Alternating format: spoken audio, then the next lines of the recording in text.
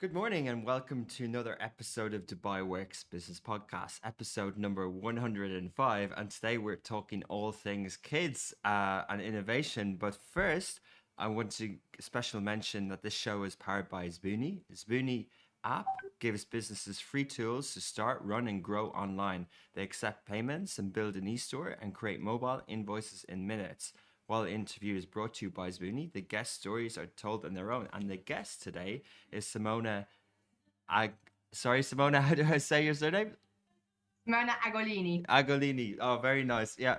I should have checked that, but I did read that you speak 9 languages, so you're going to be a lot better at pronunciations than I am. But I'll give it a go again. Today we're joined by Simona Agolini, the founder and CEO of QiDZ mobile app. They were facing a problem of finding good value deals and relevant things to do with her family. So she and co-founders created this company. QiDZ is a parenting mobile app that is creating a buzz in Saudi Arabia. Parents can get inspiration from listings and book family related activities. It started off in 2017 and expanded across the region. It now has reached more than 150,000 families. And Simona, today we're going to talk about the story of QiDZ, how it all started, how the last year has been, and then other innovative ideas that you guys have come up with. So, welcome to the podcast. Thanks for having me. Lovely to be here. Uh, Great. So, let's get straight into it. Can you tell us a little bit more about the QiDZ mobile app? Yeah, absolutely. So you did a great intro, and well done on pronouncing my name well. As you said, I speak 8 languages, so it's Okay. many, but it's not the nine. Um, Look, I come from a busy corporate background. Prior to becoming an entrepreneur, I worked in the oil and gas industry for many years, and my co-founders and partners are also ex-corporate businesswomen. And as we started our own motherhood journeys, you are juggling many, many things. Your life has changed completely. And basically, what we found is that we couldn't find the things that we were looking for when trying to find good family plans for the weekends or after school activities. And the information is really fragmented. You can Google, you can refer to different publications, but it was never in one consolidated place. So we thought, well, since the five of us, were all looking for things, probably other people are too. So basically, we came up with an idea. Let's see if we can create a product that actually would help other parents find those things. And that's kind of how QiDZ was born.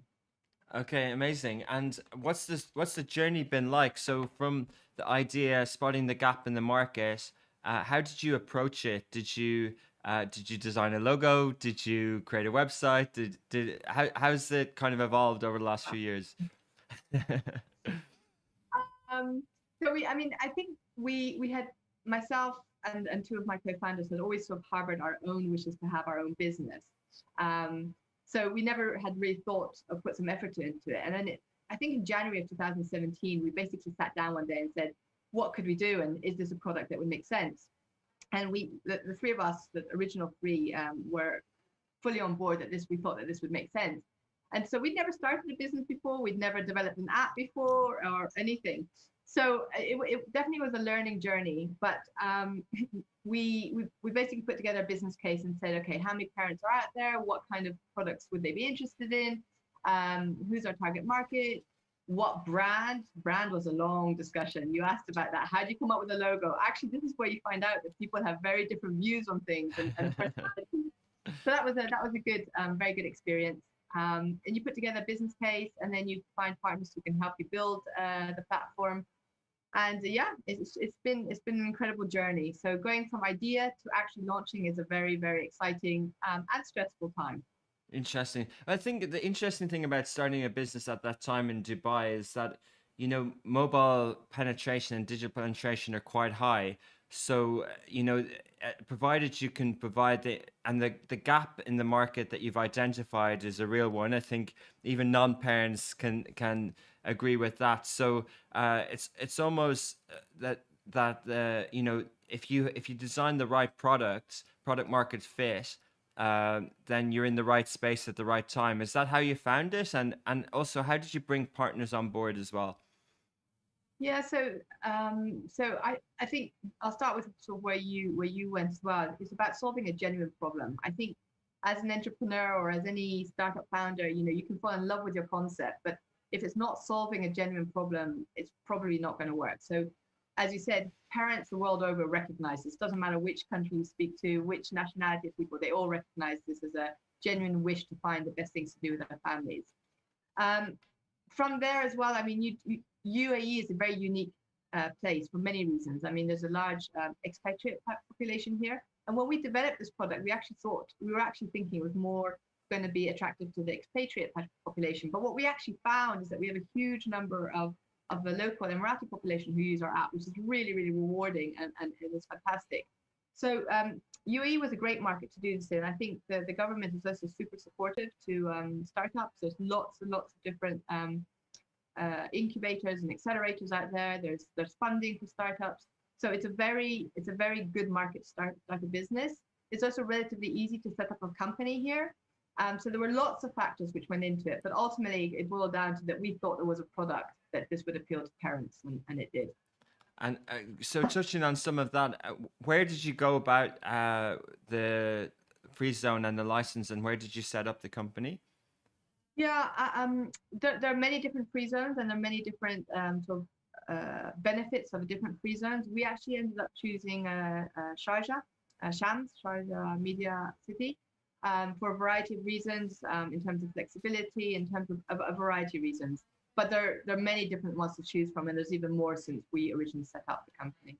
And do you see the company as a platform? Do you see it as a utility, or is it a parental community, or how do you kind of differ, or is that all the same thing? It's a good question. I mean, we set it up as a digital product because we ourselves are on the go all the time, and parents are on the go. And one of the things that most people don't leave the house with anymore without is your mobile phone. So it's definitely set up as a digital product that you can access anytime, anywhere. But we've included features and introduced features as we've gone, as we've gotten more insight from our customers about what other types of features they want. So, it has a lot of content on it. It has incredible deals on it. There's loyalty embedded in it. There's community in the form of you can share reviews, you can give feedback to other parents. Because again, as a mother, what I typically look for is reviews from other parents, mothers, because I know that they're going to be, they're going to be critical and saying how they experienced it. So there's a whole combination of things included in QiDZ. Absolutely. I asked that question because sometimes in the past, media or publications would have classifieds and events and listings and things to do, but then other utility app providers do that, and now media does content, and it's kind of fragmented a bit. And then also, and I think it's particularly common in everywhere, communities online like Facebook groups and things like that. Lots of forums, but maybe not the actual price, location, time information. So is that really what the bridge that you gapped, the kind of listicles and the as in the classified, the information, but also the community and the dialogue as well of a social platform? I would say that we're more on the former, i.e. that you can really find all the relevant information about location, about timings, about what the product is, etc. You can filter by age, you can filter by interest. So we've made the app as user friendly as possible, and you can book tickets online, like right through the app, which is a very important component of it, because otherwise you've only got that first part of the user experience. You actually want them to be able to waltz into the venue ultimately, so you can buy it. In terms of narrating and managing forums and discussions, that's actually not something that we are doing. I think that there are other platforms or other businesses in the market that look to do that. But we obviously have a very engaged community. We get direct customer feedback on a daily basis. We speak to our customers, and we do know exactly what it is that they're looking for. And if they need help in any particular area, like one of the things that we introduced, particularly during the lockdown, was also some mental health support, because again, people are looking for things, and it's what's relevant to our user base, which is predominantly mothers. So we put in place content that's relevant. Interesting. And you talked about the tickets and the booking. Is that the business model, or is the app free, or how does that work? Yeah, the app is free. It's free, and indeed, getting commission from tickets sold is part of our business model. We also work with different companies who want to promote their products that are relevant to our target audience. So there's a component of advertising involved here as well. Amazing. And how did you go about expanding to other markets? Was the app already set up in a way that was English Arabic, and did you have to have presence on the ground, or how did you decide to kind of go to another market? Yeah, so part of an entrepreneur's journey. Yeah. Well, so our vision has always been to be not just be based in the UAE. So that was part of our original thinking back in January of 2017, and it made sense that we'd look at markets that are in the region which are relevant. We thought it would be easy. It's always more complicated than you think. Yeah. But given that it has been part of our thinking, we had designed an app that was capable of doing of having English and Arabic in it. But there's small things you don't think about. So, for example, one of the things we hadn't thought about was different currencies. So we thought about the language component. That was easy. But then, of course, you need to have different currencies, and you need to factor that in. So there's always additional steps that you hadn't thought about. And you can have a presence in different markets easily because it's a digital product. So that's very easy to do. But in terms of actually having a business or a viable business or growing a business, you actually need to have a presence on the ground. So there are other steps involved when you set up a new country. Yeah, it's fascinating. I think for people who haven't done this and haven't set up a digital product like you have, thinking of one thing is one thing, and then implementing it is another. So even if you do think of the currencies, the actual process to do it, depending on the payment gateway, depending on having banks in different markets and license and documentation, can take a long time, right? Is that the thing that even if people think about it, is there expectations of the ability to execute on it? Is there a learning curve there as well? Oh, absolutely. And then they say that for every startup that succeeds, there's like 10 failed startups, and the failure is usually in the execution, as opposed to the idea. There are many ideas out there, but how do you implement it? Entering new markets has got all of those component parts. You've got the sort of legal business setup component requirements, which is all your licenses, and it's your payment gateways, as you said, and it's making sure that you're actually legally allowed to operate there. It's bank accounts, it's all that kind of stuff. Then you have your marketing component about it. How are you going to reach your customers? What's the process for doing it? Hiring, how are you going to hire a team? Where they're going to sit? Where they're going to work? How are you going to structure all that? So there's multiple layers that you have to think about when you set up a new country. And how did you go about it? Do you kind of put down a plan based on information available and research, or is it more of an iterative process where you're saying, okay, this is the best way to approach this, and you're a bit more flexible, especially as well during the pandemic? Or do you really stick to the plan and just adjust as you go? I think one of the benefits of being, again, a startup is that you're very agile. I think that's an incredible benefit. And having come from a large corporate, which was a fantastic company to work for, it's definitely one of the benefits I see in being a smaller, more agile company. So, and the best laid plans, even at a corporate level, often don't pan out. So we have a vision that we are very clear on what our vision is and where we want to go to. We have a clear roadmap, I'd say, in terms of which markets, what are the business lines, the product lines, etc. In terms of a really set in stone plan, no, we don't do that, because I think if COVID has taught us anything, the best laid plans can go completely haywire. So no, we don't do that.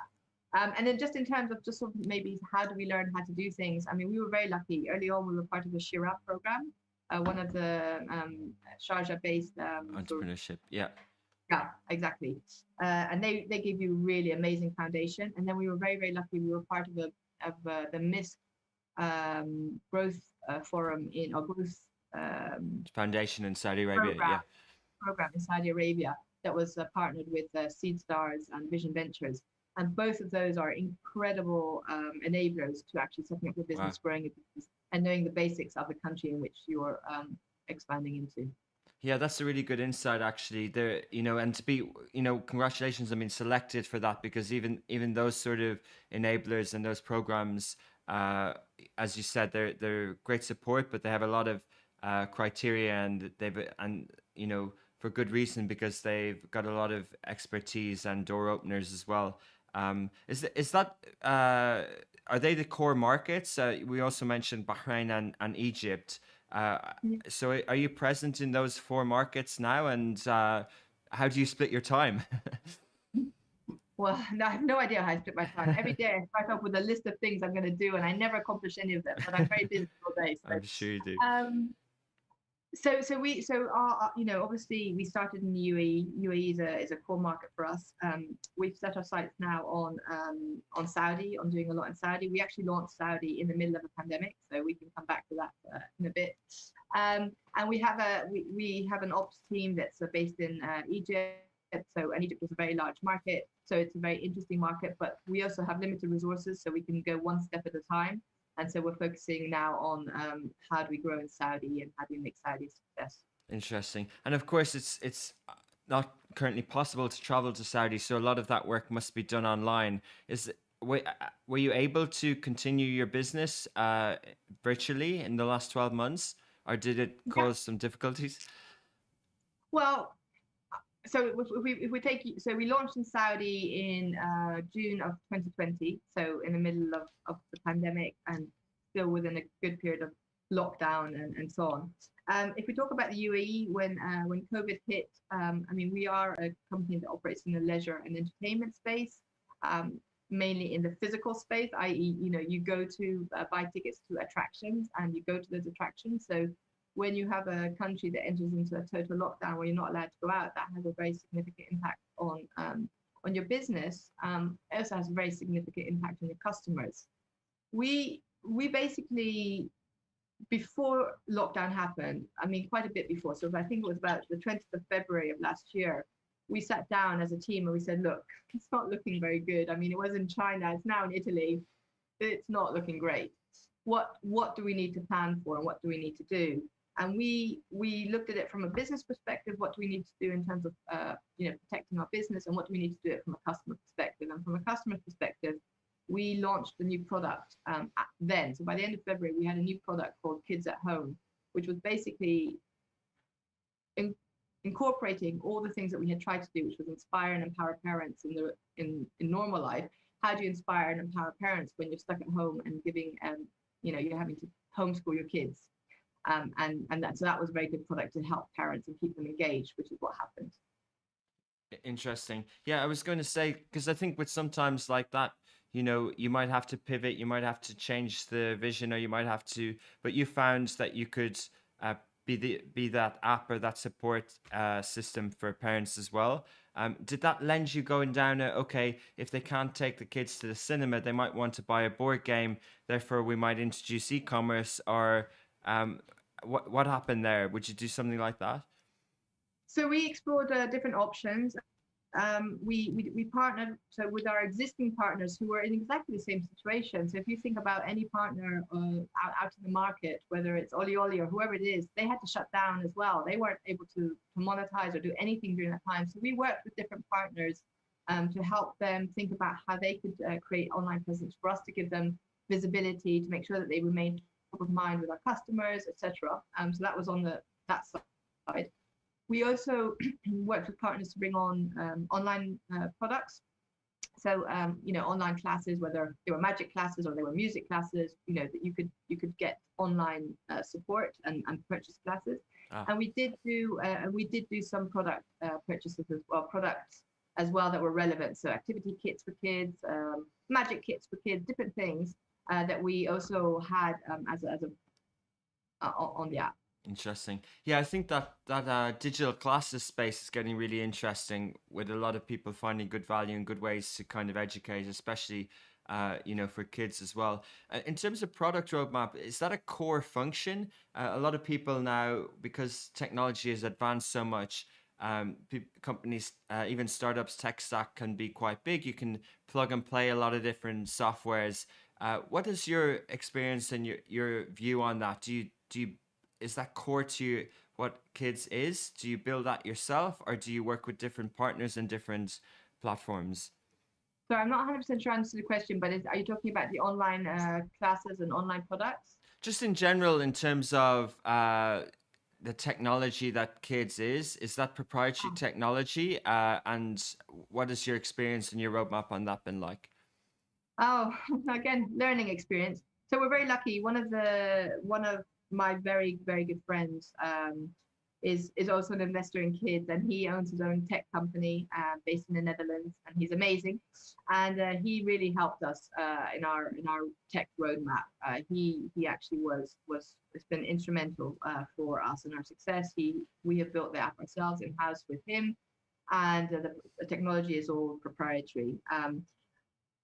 Yeah, if I was going to give advice to other entrepreneurs, I've got quite a lot of different advice I give on that one. I mean, tech is, you know, being a digital platform, tech is, you know, probably the single most important thing that you need after having the idea. And so I think it's really important to either speak to people who've done the work before and who've got experience doing it, or find the right partner who's really going to support you. Because if you get that wrong, I think you're in trouble. Interesting. And to do that at the very start, did you think that this was a company that was going to go down a startup and a investing road and you know, seek funding from angel seed and venture route? Is that something you decided, or is that something that you've done with QiDZ? No, that was something that it was part of our original roadmap. We knew that this type of a business, you know, the attractiveness of this business is that it appeals to a large group of people the world over. But to grow, you need to invest money, and to invest money, you need to get support. And what I've also learned as part of the process is that, you know, and this always sounds very rich when I originally heard someone saying that, is if you're fundraising, you really need the money. But we've been incredibly lucky, by chance, I would say, maybe by a bit by strategy, to found amazing investors, really amazing angel investors, also even corporate institutional investors, who genuinely understand what it takes to make a successful startup. And that is probably as valuable as the money, if not more valuable than the money. Interesting. You say lucky. I think many people would love to be lucky in that situation, but I'm sure it's something that you told the story of the company well. Or how did you go looking for those partners? Yeah, I mean, this was for me on a personal learning journey. This was a very different one. As I mentioned, I came from a large corporate where, you know, you'd submit a project plan with a budget, and 9 times out of 10, if you had a robust plan, it'd get approved. I mean, now you're going out basically to sell yourself, to sell a vision, to sell a company. And it absolutely was a learning journey. I think we spoke to the wrong people early on in terms of we were not at the right level. But we got a lot of feedback, and one of the benefits is that you can incorporate feedback. So that really helped us. But it was a very exciting day when we pitched the first angel investor, and he decided to invest in us. And yeah, it was very exciting. And then from there, once you've got one, the second one comes more easily. And amazing, good to hear. We'll take a quick break, and we'll be back with Simona in a moment. Okay, are you on a video break now? Okay, and you've got the B-roll up.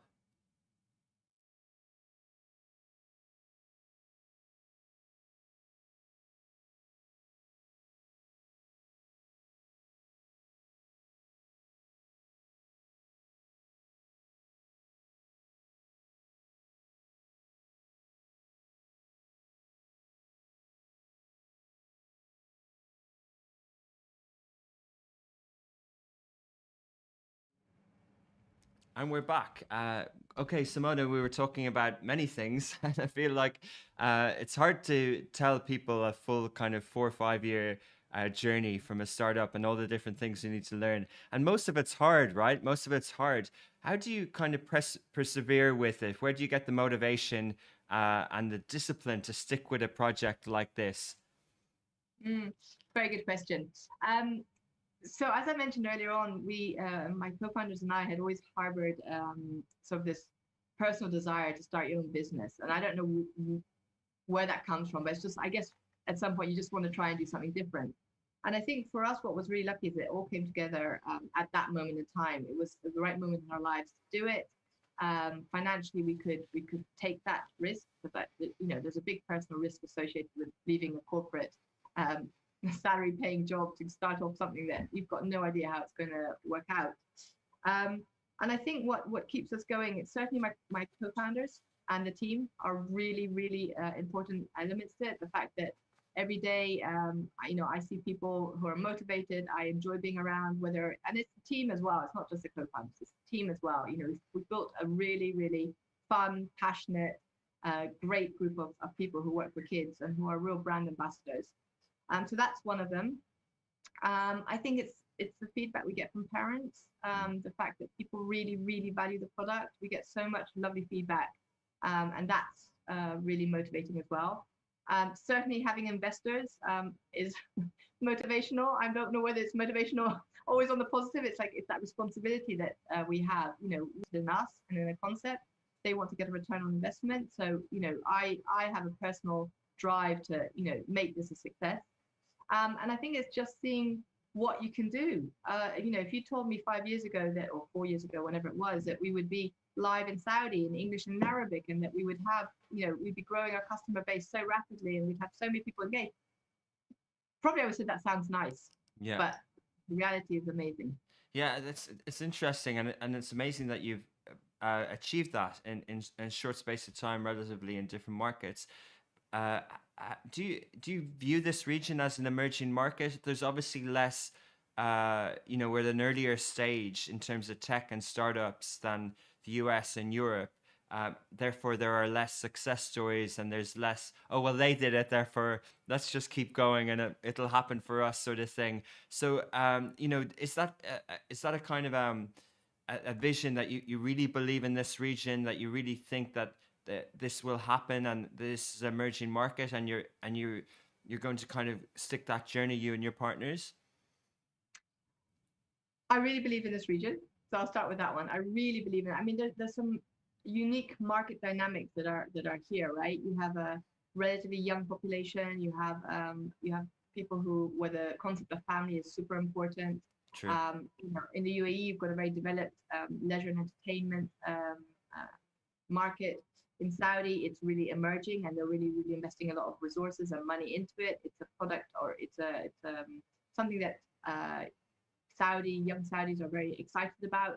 So I see that the opportunity here is really different to more mature markets, and I think the timing for us is really pivotal and really, really important. I think that maybe in the US we would have had more access to funding, or it would have been, there's a stronger ecosystem. Let me phrase it that way. There's a stronger ecosystem, and you could find more people who would readily be able to mentor you, support you. Not that you can't find you, but it would be, it's more established. But I think the opportunities are less in a way, because, it's so much more of a developed market. Yeah, absolutely. And but it's developing a lot. I think one of the statistics, from 10 years ago to now, in terms of mobile penetration, internet penetration, 5G, the kind of things that are in place makes it more possible for these success stories to happen. Touching on something else then, in terms of brand positioning and product positioning, we kind of alluded to earlier the logo and the branding, and of course many people have different opinions and it's very subjective. But how do you go about creating a brand for mothers or for parents? Like, how do you say that? How do you kind of get that message out? When people see kids, maybe they'll know, okay, it's obviously kids, but what else do you need? What else do you need to do to reach that audience? I think the brand in itself is important, and it's it's the way that companies get recognized in longer term, and it's what sticks in people's minds. But what the product is, especially when you're starting, people don't even know that. So the logo itself, doesn't play that big a role in terms of whether a customer is going to use you or not. I think it's about having a clear value proposition for the parents. It's explaining what the problem is and how you solve it is what is fundamental. And then it's once people are aware of it, once they actually decide to try it, making sure that that experience is seamless, because you don't have many chances to get things wrong. Like you get something wrong once, you lose your customer. So it's really about making sure that the customer experience is good. We found that word of mouth is incredibly powerful. If you see something on your Instagram feed or wherever it is you spend your time on social media, it might register, you might click on it. But if your friend says to you, hey, there's this amazing app, go and download it, you're probably going to go do it on the spot. And so we get a lot of referrals. A huge amount of our business comes through referrals. That's interesting. That kind of gives me the impression that the product and how much time people spend on the product and how much engaged and how good it is and how easy it is to use would be a core indicator and core priority for you. And in terms of marketing, would you like growth hacking? Would you like, say, 100,000 parents to download the product on day one, or would you prefer sort of 5 every day and that kind of doubles and then becomes 50 and becomes 100? Do you like to work from a core base, get feedback, and then iterate and improve? Wow, loads of questions in there. So growth hacking, really important concept in our business and our industry, and part of what we learned in Shira and in MISC, and how do you structure the learning, because actually it is the learning, right? It's the iterative process. So as I said, we're really data centric. We're really, really data centric, customer centric. We spend a lot of time analyzing the analytics and seeing what customers are doing, and we speak directly to customers weekly to get feedback as well. If we have a new product that we're launching, we do A/B testing. We check. A/B testing means we have 2 versions of it, and we get feedback from our customers. So it depends on what the product is. Now, to your question about whether I want to have 100,000 users on day one or I want to have 5, I think if I'd had 100,000 users on day one that we launched, I think probably the system would have gone down. But it would have been an incredible success. But the way it's worked with us is that we've grown very, very rapidly, but in a way that we could actually manage, because as the number of customers goes up, so do the number of interactions with the customers, the transactions on your platform, and you rely on, you talked about payment gateway, you do rely on third parties for some elements of the customer journey. So they also need to be able to manage it. So I think reality is that growing consistently and well is probably the safer way to go. But I would happily tackle a problem of having too many customers in one day. Interesting. It means you're confident in your product, Simona. I think that's good. It's a good sign. But just touching on that a little bit further, the kind of customer acquisition is quite a competitive space, because we're all, as well as the thesis for the kids mobile app is that you're a utility to make life a little bit easier for parents and help them find things in a time precious world as well. But equally, their attention is also precious on the acquisition side. Therefore, there's a lot of people trying to reach them, whether it's other things, other utility services. Do you find that challenging, that when you're doing, say, performance marketing, lower funnel customer acquisition, that you might be competing with a different industry or a different category as well for parents' time? Yeah, I mean that's the reality in it, and it's a good question. We spend a lot of time on retention. So if you talk about the funnel, you can spend a lot at the top part of the funnel, but if they just churn, then it's not an ideal scenario. So we work a lot on retention, and we have really good retention rates. Because once we solve that problem for a parent, they tend to come back. It's maybe, you might not come back every single day, but every time you want to plan something, if you're looking for good projects, if you're looking for after school activities, you will come back because you know that you're going to find what you're looking for on the platform. And we also look at, the amount of time people spend on the platform. You asked about the user interface. I mean, that is fundamental. If you can't find what you're looking for on the platform, you'll get frustrated. So we have a user interface that we know works well. Yeah, and how do you have focus groups with parents? Do you do some of this virtually? How do you kind of get involved in communities like that? So we do a lot. So face to face, obviously for very valid reasons, the last year and a bit we've not done that.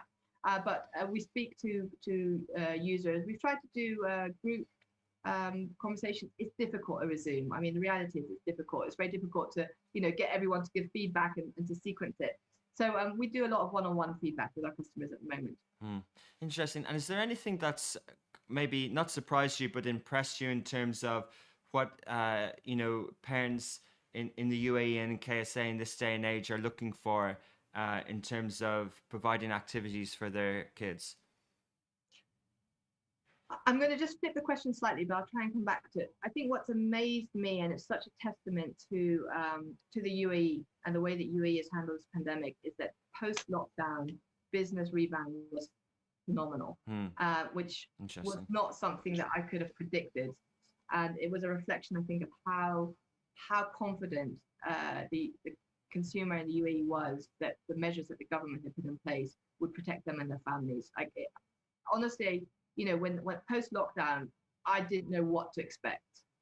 We knew that our users had stayed with us throughout the pandemic, which was amazing, but we didn't know whether they would feel confident to go out. And we saw an incredible rebound in Q3 and Q4, just incredible. So I think that's a testament to the UAE government in terms of what people are interested in. It's really varied. Like, I'd say at the moment, probably there's a bigger interest in outdoor activities, just as a general rule. The weather's amazing, and I think that obviously there are still relatively high COVID numbers here in the UAE. People prefer that, but we have a whole mix of activities that people are using and going to. Saudi was in a lockdown until Friday night, so it's a bit too early for me to sort of say what they're going to be doing. Yeah, and that is a good insight in terms of many of your providers, like all of us, would have been worried sort of March, April, May last year, and then what do they do with their businesses? But then that they can safely bring people back to physical environments has just been incredible to witness. And even in other markets in Europe and places like that, things are still in lockdown. So that, as you said, it's a real testament. And then in Saudi Arabia, but I just wonder on trends because I'm not a parent and I'm just not in touch with some like you in terms of your own children, but also the access you have to information. Because I was just wondering, are the requirements for kids the same now as maybe when I was a child? Are we looking for more? Is esports big? Are we looking for things like that, or do we still want to learn how to swim overarm? What do you? That's a really good question. I think there's a mix of things. There in Saudi Arabia, family is such an important component. People spend a lot of time together as families. So they're very interested in places where maybe you can go and have food and the kids can play. So that's a very big thing that we see people doing in Saudi Arabia. There's been a lot of online products in Saudi.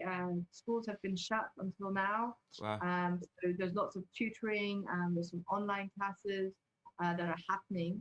I think as a parent though, and maybe I'm speaking a bit out of turn here, but this is what I see, is that our kids have spent so much time online over the last year through no fault of their own, that we're really keen to get our kids outdoors and doing activities. And therefore, I have done online lessons for my daughter, but I tend to have a strong preference for her to be out running around playing football or swimming or whatever it is. Yeah. And I think a lot of parents feel that way. Yeah, I think that's a really interesting insight just in general. Like I've heard from a lot of parents of how difficult homeschooling was in terms of that social skills that's so fundamental of personal development in early ages, and that would be related for your customers as well. Yeah, I mean, again, I'll speak on the personal level. Homeschooling is a very challenging concept. Yeah. I think my daughter, I was never meant to be a teacher. We both know that. I knew that beforehand, but It was challenging. Yeah, amazing. But it's good that there are some digital opportunities, so all wasn't lost. So what's 2021 looking like for kids, Simona? What's the kind of outlook and beyond? Yeah, 2021 is a really focus on strengthening our business here in the UAE and really getting a strong foothold in Saudi. And we're well on the way to doing that. And will you be moving your HQ to the kingdom, to Riyadh in 2024? We'll Let's see. see how things evolve between now and then, and I'll take a call then. But Yeah. Saudi is amazing as well. I spent a lot of time in Saudi, and it really is amazing. And the first time I went to Saudi was in 2018, and between end of 2018 and end of 2019, physically I could see so many changes. It was phenomenal how fast it's changing. Yeah, it's amazing, and a good note to finish on. It's an exciting time. Hopefully, all will be safe, and we'll come out of the pandemic. And it's a great region to be in, and in this digital, physical world that QiDZ is involved in. We wish you all the best. Thank you so much for your time. It was lovely chatting to you today. Likewise, thanks, Simona, and keep in touch. Thank you. Take care. Bye bye. Thank you.